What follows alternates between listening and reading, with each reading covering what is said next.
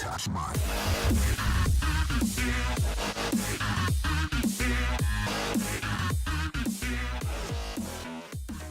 guys, I am back because I want to make some more educational videos on Hearthstone because I really want you guys to understand what goes into playing the game, so that if you are still like trying to figure out, do I want to play this, you can figure out if it's too complicated or something like that. But really, once you get into it, it's not too difficult to understand.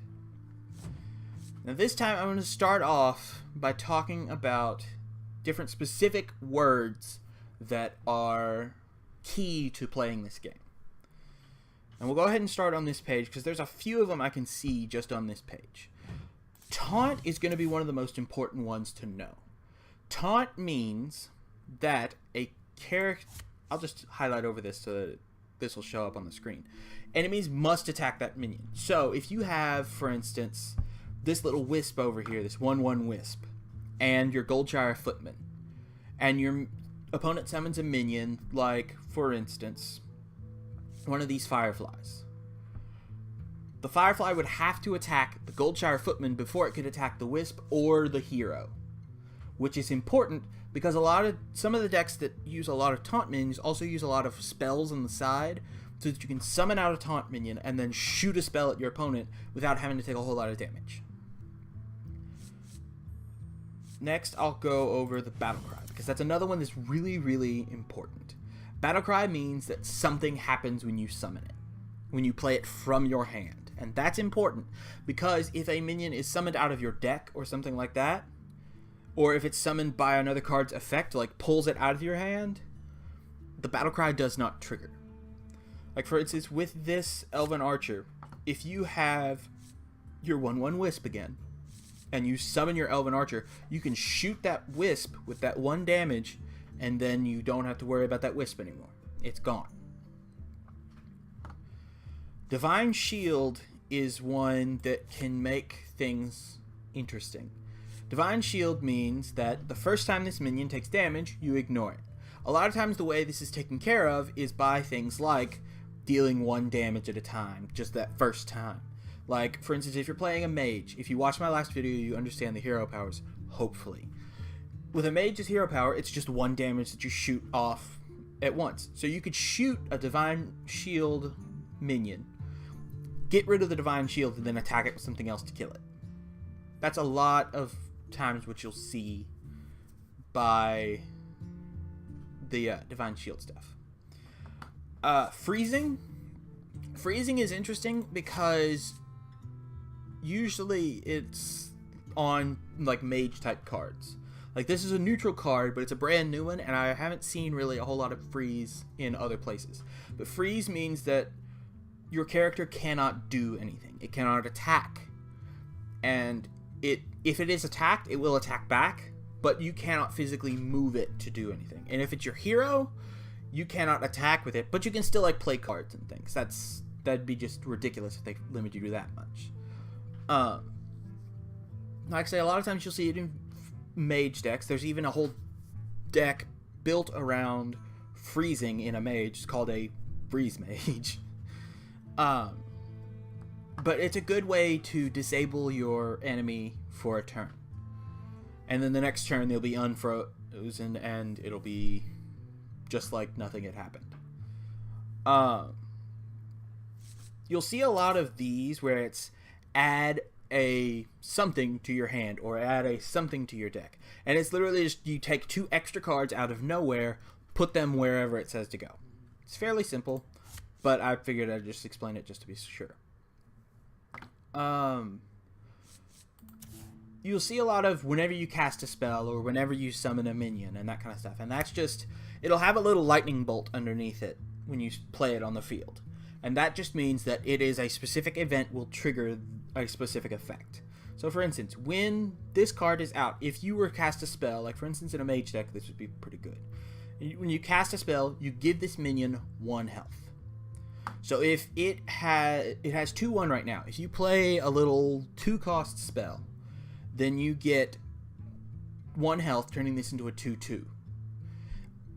If you are damaged some after that, you won't go like down below, and so it's actually physically health that minion gets. Let's see if I can find a death rattle. Death rattle is a very important one too. Death rattle is like battle cry but opposite. Whenever a minion dies on the battlefield, something triggers. Like for instance, a leper gnome is a fairly common one that's been there since the beginning. Leper gnome, when you kill it, like for instance, if you were to summon out an elven archer and you killed the leper gnome, 2 damage will be dealt to the enemy. So for instance, if you were to play a leper gnome and someone were to kill it, they would take 2 damage instantly, no questions asked. So it's a pretty simple effect, but it's good. Restore 4 health to each hero. You cannot go over 30. So for instance, if you had 28 health and your opponent had 15, with this card where it's restore 4 health to each hero, that means that both of you get health, but you would only go up to 30 and they would go up to 19. So when you're dealing with cards like that, it's important to make sure timing is right for that. And then there's whenever a character is healed, gain +2 health, or gain +2 attack. It's exactly like the other one that I was talking about with the +1 health and everything. It's whenever that thing is triggered. But sometimes it's like a specific thing has to be there, and it will, as long as that stays there, it'll keep that health. Like for instance, this one, it was added in the Mean Streets of Gadgets expansion, and it gets +2 attack when you have a weapon. So for instance, if you're running a rogue and you use your little knife, but you summon that on turn 1, that becomes a 3/1 until that weapon is gone.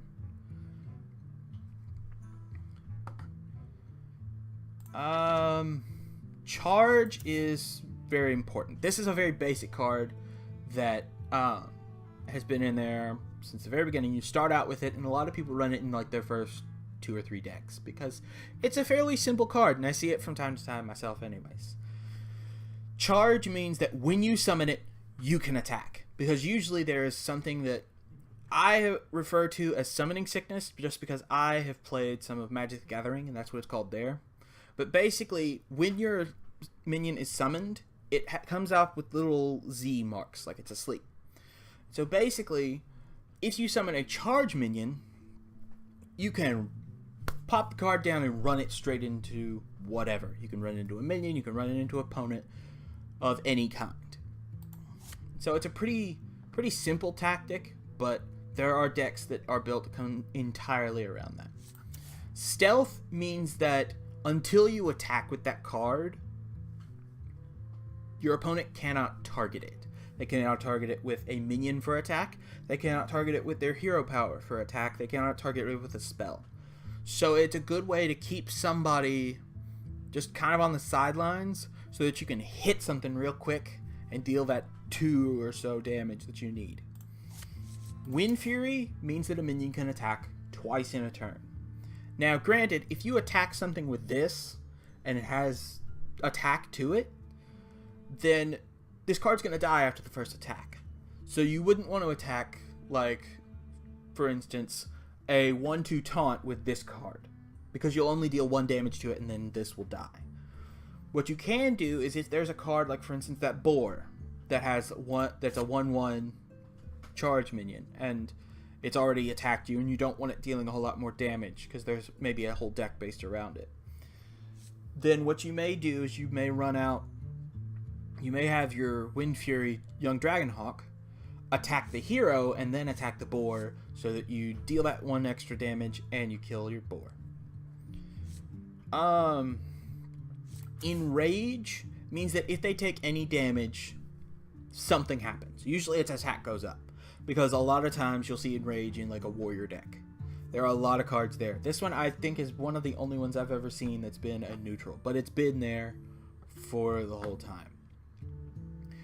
But for instance, if you had this in a mage deck and you shot it with your 1 damage, it would become a 5/2 instantly. And so it's a pretty good card to just run out and have that happen. if you see this notation where it's +1/+1, that means +1 attack, +1 health.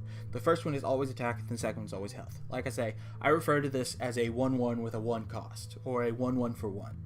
So, just, if you're going to play, keep that in mind, because that's fairly important. This basically means that the only way to kill this minion is with a minion. So, for instance, if you played this down and you had your little Worgen Infiltrator, I think is what it was. Yeah, the Worgen Infiltrator that was down on the board, you could attack into that, kill this and the other. You'd both lose your minions because this one has 2 health and this one has 2 attack.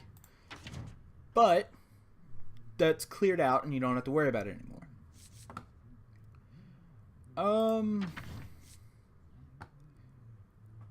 Spell damage is pretty important, especially, again, in a mage deck. Spell damage means that if you have a card, for instance, like a Fireball, and I'll go over and show you Fireball real quick, because it's a fairly common card, because it's constantly stayed a card that shows up in decks, because it's just a good, solid amount of damage for a good cost. Deal 6 damage anywhere, just wherever you target it, deal 6 damage. Usually it's on like a big minion or the hero. Now, since that says deal 6 damage, what that spell damage +1 means is this is your fireballs that are in your hand now become deal 7 damage and that kind of stuff. And when this card dies, your cards don't stay at that health. So if you have a spell damage minion out and you really want that extra damage, try to keep these alive, like with a taunt or just with more health or something like that, because you can rack up a lot of power off of that one thing. Discover is fairly new. It came, I think, in the League of Explorers expansion. And Discover basically means that you'll be shown 3 random cards. Sometimes they're usually given some sort of qualifier, like discover a dragon for this one. So a dragon, there's a whole like archetype around dragons. Like, for instance, this over here is a beast, this is a murloc, and I'll explain that in a little bit. But with discover cards, it'll give you 3 options. Some of them, it may be in your deck and it may not be. If it is in your deck and you already have 2 copies in your deck, you can have the 3rd one. It's fine. It won't like tell you, no, you can't do that. So it's a good way of getting an extra card that you might want. Like, for instance, if you have 2 fireballs in your mage deck and you have a card that says discover a spell, because I'm pretty sure there are a few of those now. I know there's at least one in the new expansion. Then you can grab another fireball out and you'll have 3 fireballs to play with. And it can be a game changer. Or it can be extremely random and you won't get a card that may not be, and you may get a card that won't be used. But it gives you that chance of doing that extra bit. Adapt is a new it's a new ability that was added in Journey to Un'Goro. Adapt means that you get some sort of modifier. Like, for instance, you could become, and I think I know all of these, but if I'm missing some, I'm sorry. I don't know them off the top of my head right now. It is +1/+1, +3 health, +3 attack, taunt, wind fury, poisonous, stealth until next turn. And I think there's one that's a death rattle to summon 2 1/1 plants. I think that may be all of them. But it'll give you 3 options out of those 8, I think, that I listed, or however many there are. And you choose one of those, and it will be the effect that that creature has. Like it says, choose one of 3 bonuses. So, for instance, if you summon this Ravasaur Runt, and you have 2 other minions, obviously, and you adapt, then you could potentially make this a 2/5 minion, or a 5/2 minion, or... Oh, there's also, I think, I don't know if charge is on there or not, but you could make it a 2/2 with taunt, or a 3/3, or something like that. It's a fairly simple tactic once you understand what is going on with that. Poisonous, like I said, I mentioned poisonous when I was listing off the adaptabilities. Poisonous means that if a creature is attacked, or if a creature attacks something else, the other thing dies, no matter how much health it has. Like, for instance, this stubborn gastropod can be very, very useful because it's a taunt with poisonous, which means if your opponent has some big creatures, like a 5/6 or something, and attacks this, that 5/6 will die.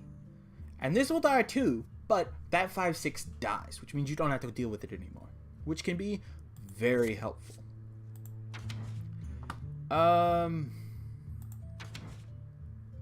Silence. Okay. I thought I had gotten everything. Silence means that if an opponent has some sort of ability, like, for instance, let's go with this, because a lot of times you'll see these two abilities used together. This, where it just says can't attack. That literally means you cannot attack with that minion. But the way to get around that is by using a silence card. The silence cards means that it cancels out all of the abilities that it would have. And that can mean that you can get rid of, like, a death rattle, or with this can't attack, it means that that card now is usable. More usable than it was before. Like I say, you can make this into a taunt, and it would be fine. But if you can attack with that, that's 4 more damage you could deal on a turn, which is pretty good. And I'll just check real quick to see if I'm missing anything. I think I got most. Oh, immune. If your hero is immune, that means it literally cannot be hurt by anything. I mean, it makes sense by that. But there's mostly where I've seen this is there's a secret card for a mage, which I'll explain in just a second, because I realized I just forgot that one, called Ice Block. And it's if your hero takes fatal damage. So if your hero would die and you would lose the game on something, this triggers, you prevent the damage, and you become immune for the rest of the turn, so you will not die that turn. It only buys you 1 turn, but that 1 turn may be what you need. But with secrets, what happens is it's a spell that you can play, and it will trigger a little coin to show up. Like with the mages, I think it's this little, I think it's a purpley type color that's similar to that. And it's got a little question mark in it, and you can see what it is, but your opponent cannot. And it has a specific trigger to it. It always has some sort of trigger. Like, for instance, when your hero is attacked, gain 8 armor. After your opponent plays a minion, summon a copy of it. Or when a minion attacks your hero, destroy it. So there's a lot of good ways to build a deck based on, like, I'm going to have a secret that will be out, and if something happens specifically, then this will happen. So it's a good way of getting some extra use out of some of your turns that you really don't have any use for. I think that's all of the abilities. If I missed one, I'm sorry. I will say this one. I did miss this one, but that's because I started off in Druid and went elsewhere. Choose one I've only really seen in Druid, which is one of the reasons why I almost missed it. It means that you have 2 possible effects, and you can just choose whichever one you want. Sometimes you'll have cards that'll allow you to do both, but usually you only have one option. So for instance, with this one, you can get another minion that's a 3/2 Panther. It won't be able to attack, but you have a little bit more board presence, especially if you're having trouble with that. But if you have a lot of board presence, and you're like, I don't want any more minions, you can use this card to give all of the minions that you have +1/+1, which is pretty good.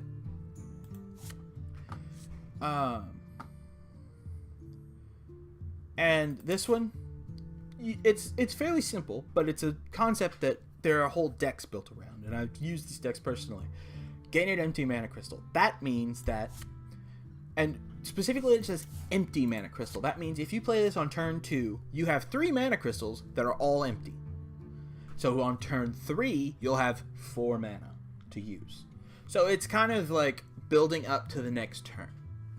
Like, there's a whole deck system built around this called ramp. And the Druid has a lot of ramp cards. Like, see, there's another one that's gain an empty mana crystal and also do something else. Or, Nourish is gain 2 mana crystals, which means that you can use them that turn. If you are on turn 5 and you use Nourish to gain 2 mana crystals, you gain 2 mana crystals that are still unused. So you can hero power and smack into the face with it or something. Or you can obviously draw 3 cards with that. And so it's a fairly simple thing, but it's extremely useful. I will go over one last thing here, and then I'll probably wrap up. The Jade Golem is something that came with the Mean Streets of Gadgetzan. Jade Golems are basically minions that just summon based off of other triggers. It's always going to be some sort of spell that says summon a Jade Golem. Like, for instance, if you use this Jade Blossom, you gain an empty mana crystal, obviously, and you summon a Jade Golem, which is a 1/1 Jade Golem. The second time you trigger a Jade Golem thing, it doesn't matter how many Jade Golems you have on the board, but the second time a Jade Golem card is triggered, like for instance if you play a Jade Idol and it's summon a Jade Golem, that will say summon a 2/2 Jade Golem. Because every time a Jade Golem is summoned, the next one is 1 + 1 + 1, and then it keeps going up and up and up. So if you play, like with this card, it's a very good card for a Jade deck. Because you can shuffle 3 copies of this into your deck so that you can play this 3 extra times. Now you have to spend 1 to get that, but it means you get 2 extra times to do this, basically. Compared to what you would have before. So you can keep building and building and building, and you could get up to a 7/7 Jade Golem that you summon out that gets pretty difficult to deal with. So it's pretty good in its own right. I think I'll go ahead and go over the different creature types, at least most of them. If I miss some, like I say, I'm sorry. I don't have like the full list laid out in front of me, but I'll just go ahead and start here because it seems like a very simple place to go. Beast is one of the very, very common archetypes. Beasts are all like animals of some sort.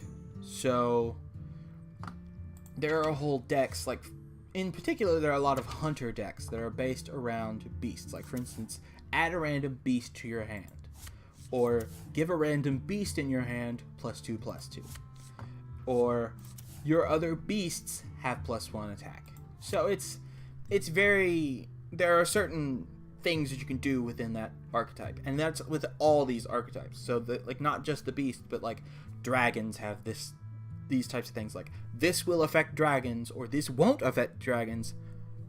Everyone else, either it affects everyone else or it doesn't affect everyone else based on what the other one is. So again, there's dragon, which is a fairly common one, especially like there used to be a lot of dragon decks, but I think a lot of those went out with the Blackrock Mountain expansion. So we're not seeing as many dragon decks now. What we're seeing more of, though, is the elementals, because the elementals are brand new. This didn't actually used to be an elemental card until the Journey to Un'Goro expansion. Elementals came in the Un'Goro expansion, and then some of the cards changed. So, for instance, there's a lot of cards that are, if you summoned an elemental last turn, do this effect. And so that can be very handy, and you can keep this chain of elementals going on and on and on. Another one is the Murlocs. Murlocs tend to be fairly weak, but you can build them up by doing cards that say, like, your other Murlocs have +1 attack, which means a 1/1/1, so a 1/1 for 1 cost, would get a +1, which makes it a 2/1. So they can get very, very big very quickly, is the thing. So if you face a Murloc deck, try to take them out quickly, because they can get to be a problem if you let it out of your hands. Pirates, there's a lot of stuff to deal with weapons with the pirates, but also there's a lot of, like, if you have a pirate on your field, like, I think there's one just a couple pages over. Or I'll just go with this one. Destroy a pirate and gain +1/+1. So, for instance, you take that card, you kill a pirate either on your opponent's side or yours, and you gain +1/+1. It can be a way to destroy an enemy minion, or it can be a way of taking a smaller minion and using it to buff a minion that you already have. So, for instance, this little small-time buccaneer can be shot by a mage blast. So it can just be like mage hero power, bam, it's gone. Which sucks, because you don't want your minions to die. So if you take this and make it, and you destroy your small-time buccaneer, this makes this card a 3/4 minion instead of a 2/3, and it will not get one-shotted. You'll still do the same damage that you would deal with your small-time buccaneer, especially like if you have a weapon, you'll deal the same damage that you would with a small-time buccaneer, but it won't die as easy. I've gone over Murlocs, Beasts. I'm trying to find some of the other ones. Mechs. Mechs were introduced in the Gnomes vs. Goblins expansion, which is one of my personal favorites. I had a whole mage deck that was built around mechs. And mechs, there's a lot of cards. I think I'm going to have to go to the all, and I'll search mech real quick. But a lot of the mech cards, like for instance, this one was all of your mech cards cost one less. And there was a lot of stuff that was like, do this if you have a mech, or while you have a mech, and that type of thing. So there was a lot of good things that came out of that, and you get a lot of things like, for instance, if you control another mech, get a mech.